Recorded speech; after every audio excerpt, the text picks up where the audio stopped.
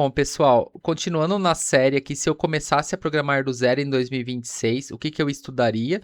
E nós já percorremos diversas questões bem básicas, né, sobre lógica de programação, escolher uma linguagem, programação orientada a objetos, banco de dados. Nós já falamos sobre GitHub, sobre LinkedIn, sobre GitHub eu já falei, sobre diversas questões, né, sobre estudar sobre a web. E aqui nós chegamos num dos pontos que eu particularmente é o que eu mais gosto, é um dos que eu já trabalhei focado só em criação de web APIs, tá? E não tinha front-end nessas APIs que eu já criei, eram APIs focadas na parte de automação, já criei por um bom tempo somente isso. Hoje eu crio APIs, mas também crio o front-end, seria o full stack, né? Mas nesse vídeo aqui eu quero comentar sobre o que você precisa aprender e caso você não saiba, tá na descrição do vídeo, tem um link de um curso para iniciante e lá eu ensino desde a linguagem de programação e tem um curso também para criar sua primeira API com .NET, tá? E é bem bacana. Aí você. Tudo isso que eu vou falar aqui, você aprende lá. E o que hoje, no .NET, você precisa aprender para criar uma boa API, né? Primeiro passo ali é a linguagem, né? O C Sharp. Você tem que entender sobre como funciona o ecossistema .NET num todo, tá? E isso é bem importante porque ele mudou do 4.7 para trás ele era de uma forma, aí no 6 ele já começou a ser de uma forma totalmente diferente. E é bom que você saiba sobre isso, principalmente se um dia você pegar legados, tá?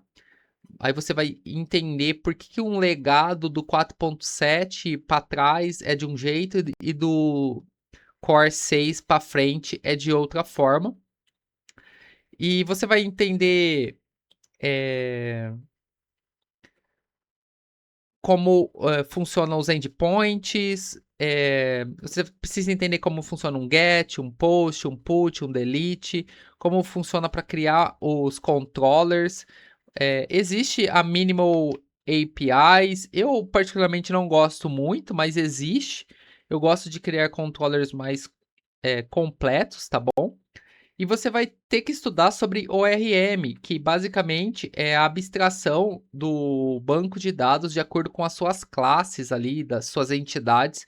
Você consegue criar um banco de dados e esse Entity Framework Core, ele pega as suas classes e manipula o banco de dados de acordo com o que está na sua classe, tá?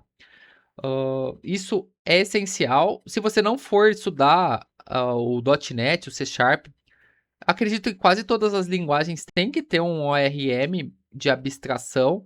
Se não tiver, cara, nem estuda essa linguagem, porque eu acho que ficar voltando no tempo para ficar escrevendo na mão o, os SQL aí não é uma boa prática, acho que hoje em dia, tá bom? Você vai entender sobre essas migrations, como que elas funcionam, tá bom? E deixa eu dar uns cliques aqui. Aí o próximo passo, pessoal, eu criaria a API. No próximo passo, eu estudaria sobre front, tá até errado aqui na ordem, né? Porque eu acho que aqui, ó, viria para o front-end. Já pegaria a parte do front-end que eu até comentei numa outra aula.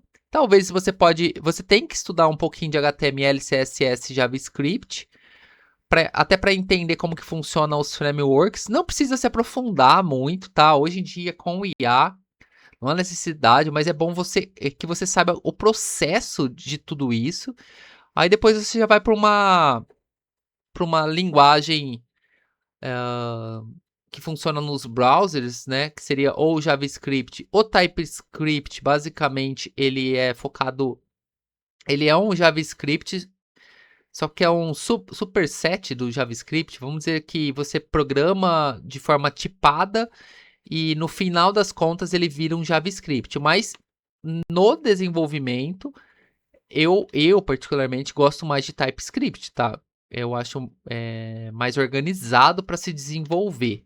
Você consegue garantir algumas coisas que com JavaScript você não vai garantir. Mas estude as duas, tá? Aí você vai pegar um framework. Tem o React, o Next, tem Angular ou Vue.js. Eu acho que esse Next.js é o disparado, um dos melhores aí. Eu pus na minha stack já faz uns 3 anos e não me arrependo nem um pouco, tá? Você vai ter que entender tudo isso. Lembrando que no curso que eu tenho, tem um curso só de Next.js, tá? Tá na descrição desse vídeo. Lá você aprende a montar a API, também aprende a criar o front aí com Next.js. E tem uma parte lá com criação com inteligência artificial, que é todo com Next.js, onde eu crio um SaaS, com integração com pagamento e tudo, é todo feito com Next lá, tá? Até o back-end, tá? Hoje em dia o Next, ele também permite você criar back-ends com ele. Bem bacana, e tá tudo bem explicadinho ali no curso, tá bom? Depois, pessoal, eu já tentaria a criar projetos de verdade, tá? E sempre lembrando, se você não assistiu o vídeo que eu comentei sobre criar conteúdos, né? Registrar a sua saga de estudos, tudo isso que você for estudando aqui já sobe no GitHub, explica, pega detalhes de código, pega telas, pega os passos, explica isso no seu LinkedIn, cria artigos sobre uma linguagem, sobre detalhes do que você está aprendendo e explica lá no seu LinkedIn que isso vai somar pontos para você e vai ajudar você a estudar também, tá? Então, aqui você começa a criar projetos de verdade, você começa a sair de exercícios isolados, né? E começa a pegar projetos mais completos, integrados, né? Você começa você pega uma necessidade do mundo real e cria, desenvolve isso, tá? Aqui tem essa sugestão mais básica, que é o sisteminha de tarefas, tá? Para você criar tarefas ali, é o CRUD mais básico possível, mas que eu acredito que é essencial, cara, para uma pessoa que é iniciante criar isso na mão, apanhar, sofrer ali no começo, porque no futuro ela não vai, mas ela vai entender como que funciona todos os passos, tá? Isso é essencial. E aí, se tiver disposição, vai para um e-commerce simples, vai ali para um site, um sisteminha onde você exibe os produtos, tem um botão para o cliente comprar, você consegue ter toda a parte do back-end ali de acompanhamento de estoque, tá? Então, tente fazer isso e aí você vai estar... Essa parte aqui, né, basicamente, ela é isso, né? Você já começa a unir tudo, né? Você vai unir a sua API que você acabou de construir com o seu front-end. Você vai criar ou vai se transformar no full stack. E, pessoal, vocês vão ver ainda nos próximos vídeos que eu, particularmente, há 6, 7 anos que eu entrei no mercado, isso era o ápice e já era um monte de coisa para estudar. E vocês vão ver que hoje, com o IA, estão solicitando, vamos dizer assim, né, dos desenvolvedores muito mais do que isso, tá? Não é só mais isso aqui que nós já estamos, sei lá, no 7º, 8º vídeo e tem muito mais ainda que hoje estão pedindo para nós desenvolvedores. Mas com IA dá, tá? Dá, mas a base ela precisa ser construída.